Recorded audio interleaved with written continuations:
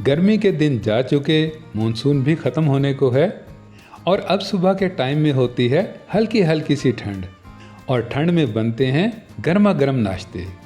तो दोस्तों, आज के नाश्ते में बनाएंगे आलू अंडे की भुजिया। बिल्कुल सूखी सूखी सी, मज़ेदार, टेस्टी और लाजवाब जायके वाली। और इसे बनाएंगे भी सिर्फ 3 चीज़ों से। ना आपको प्याज चाहिए होंगे, ना टमाटर और ना ही कोई बहुत सारे इंग्रेडिएंट। बस एक सादा से तरीके से भरपूर फ्लेवर भी बनेगा, आलू भी अलग अलग होंगे और मक्खन की तरह से नरम भी होंगे। तो चलिए फिर शुरू करते हैं। बिस्मिल्लाहिर्रहमानिर्रहीम। अस्सलामु अलैकुम। अब आलू अंडे की भुजिया बनाने के लिए आलू हमारे पास 3 हों या 4 हों, इससे तो कोई फ़र्क नहीं पड़ता है।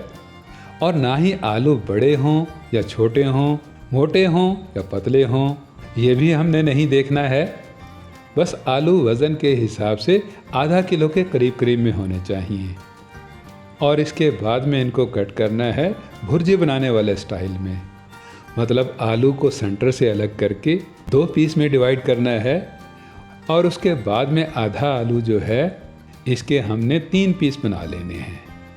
और उसके बाद में करने हैं रफली से पतले पतले से बारीक बारीक से स्लाइसिस।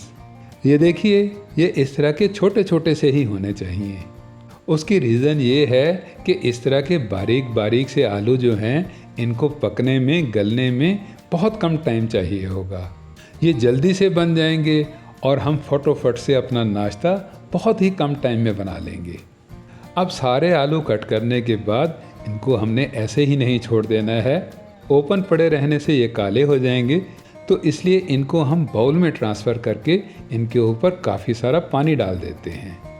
अब पानी में डिप करने से और थोड़ा सा रब करने से इनके ऊपर लगा हुआ स्टार्च जो है ये अच्छे से धुल जाएगा और अच्छे से वॉश होने से ये आपस में चिपकेंगे नहीं। और इसके बाद में चाहिए होंगे हमें 4 अंडे। और दोस्तों, अंडों को डायरेक्टली ही पकाई के दौरान में नहीं डालना चाहिए। बड़े बुज़ुर्गों के समझाने की बात है कि अगर एक अंडा भी ख़राब हुआ और बाकी की सारी रेसिपी भी और मेहनत जो है ये सारी की सारी ज़ाया हो जाएगी। तो इसलिए अंडों को अलग से बाउल में निकाल कर इसे हम थोड़ा सा फेंट लेते हैं। चलिए, अब ये 2 चीज़ें तैयार हो गई, तो अब हम तीसरी चीज़ जो डालेंगे वो है हरी मिर्च।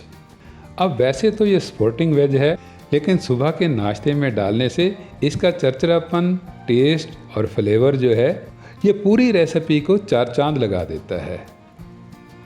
चलिए, अब हरी मिर्चों के स्लाइसेस कट करने के बाद हम तैयारी करते हैं आलू अंडे की भुजिया बनाने की। और भुजिया बनाने के लिए मैं हाफ कप से भी थोड़ा कम ही ऑयल ले रहा हूँ। आप भले इसे घी में बनाइए या ऑयल में, तो सजेशन यही होगी कि कम से कम मिकदार में लीजिएगा। अब ऑयल को थोड़ा सा ही गर्म करके हम इसमें डालना शुरू कर देंगे पतले पतले से बारीक बारीक से आलू के स्लाइसिस। दोस्तों, ऑयल को बहुत ज़्यादा गर्म करने की गलती बिल्कुल भी मत कीजिएगा। आलूओं को हमने पानी में रखा है और थोड़ा बहुत इनके साथ में पानी भी आएगा। तो ऐसे में ऑयल अगर बहुत ज़्यादा गर्म होगा तो गरम गरम ऑयल के छींटे आपके हाथ पर भी आ सकते हैं। अब हमने इनको फ्राई करना है और फ्राई करने के लिए बिल्कुल आराम आराम से स्टर करना है। बहुत ज़्यादा जल्दी नहीं करनी है और ना ही हमने इनमें पानी डालना है, बल्कि हमने शुरू में इनमें आधा चम्मच साबुत ज़ीरे का डालना है।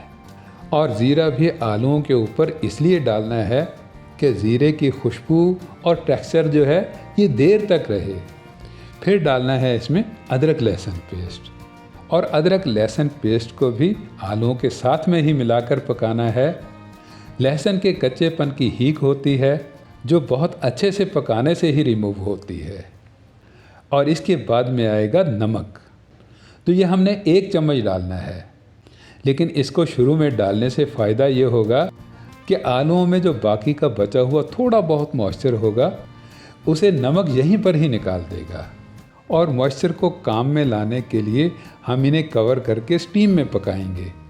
मतलब 3 से 4 मिनट तक इनको ढककर पकाने से इनकी नमी तो ख़त्म हो ही जाएगी, पर साथ में ही आलू हमारे करीब करीब में हाफ डन हो जाएंगे।